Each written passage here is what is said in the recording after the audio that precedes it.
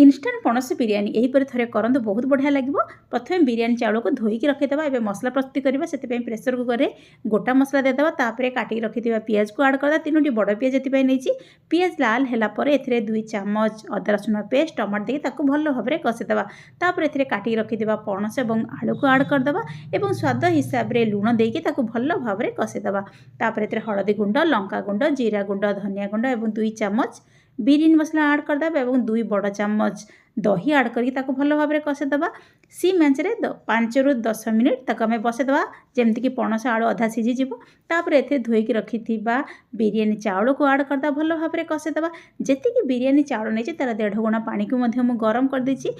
चाउल को टिके भाजी सारा पर आम पानी आड करदेवा और गोटे सीटी देकी बसईदेवा गोटे सीटी आसला आमर बिरियानी रेडी हो तापर आम किसी धनिया पत्र गरम मसला और कस्तूरी मेथी आड करदा भल भाव में गोलैदेवा और गरम गरम